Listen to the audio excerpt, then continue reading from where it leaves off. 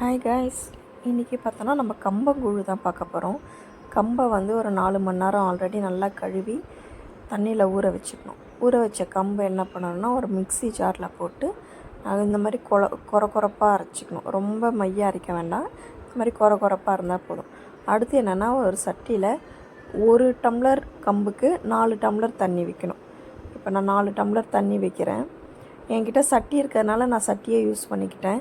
உங்கள்கிட்ட இல்லைன்னா ஒரு அடிகனமான பாத்திரத்தில் ஒரு குக்கர் மாதிரி ஏதாச்சும் வச்சு கூட நீங்கள் இது செஞ்சுக்கலாம்.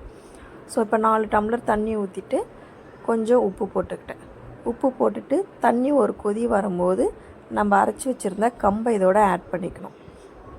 ஆட் பண்ணிவிட்டு திரும்ப அந்த இதுலேயே கொஞ்சம் இருக்கும், அதில் வந்து நான் ஒரு அரை டம்ளர் தான் தண்ணி ஊற்றிருக்கேன் அந்த மிக்ஸி ஜாரில் இருக்கிறது. ஸோ அதையும் சேர்த்து இதில் போட்டுட்டு கைவிடாமல் கலக்கிக்கிட்டே இருக்கணும். அப்படி கிண்டிக்கிட்டே இருந்தால் தான் நமக்கு வந்து கீழே பிடிக்காது, இல்லைன்னா அடி பிடிச்சிரும் நமக்கு. ஸோ வந்து கை விடாமல் கொஞ்சம் கிண்டிக்கிட்டே இருக்கணும். அது மட்டும்தான் கொஞ்சம் நமக்கு கஷ்டமாக இருக்கும். பட் வந்து அது ரொம்ப நேரம் ஆகாது, ஒரு 10 to 15 மினிட்ஸ்லேயே இது நமக்கு ரெடி ஆகிடும். இது பார்த்திங்கன்னா இந்த கட்டை என்கிட்ட ஆல்ரெடி இருந்தது, மத்து இருக்கும் இல்லையா, அதில் மேலே இருக்க அந்த இந்த உடஞ்சிருச்சு. ஸோ அதனால் நான் அந்த கட்டையே யூஸ் பண்ணிக்கிட்டேன்.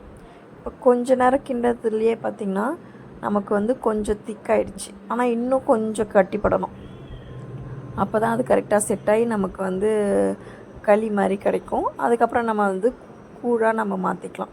இப்போ கொஞ்ச நேரம் பார்த்திங்கன்னா நல்லா திக்காயிடுச்சு. இந்த அளவுக்கு வந்தால் போதும். அப்புறம் ஆஃப் பண்ணிவிட்டு நம்ம இறக்கி வச்சிடலாம். சட்டியில் பொறுத்த வரைக்கும் என்னென்னா ஆஃப் பண்ணதுக்கப்புறமும் நமக்கு கொதி வரும். ஸோ இது ஒரு 1/2 ஹவர்லாம் 40 மினிட்ஸில் பார்த்திங்கன்னா நல்லா ஆறுனதுக்கப்புறம் கை வச்சிங்கன்னா கையில் ஒட்டக்கூடாது. அதுதான் வந்து அதனுடைய கரெக்டான லெவல். அதுக்கப்புறம் இதில் ஒரு 2 டம்ளர் தண்ணி ஊற்றி க்ளோஸ் பண்ணி வச்சுட்டு காலையில் நம்ம அது கூழாக செஞ்சுக்கலாம். தேங்க்யூ.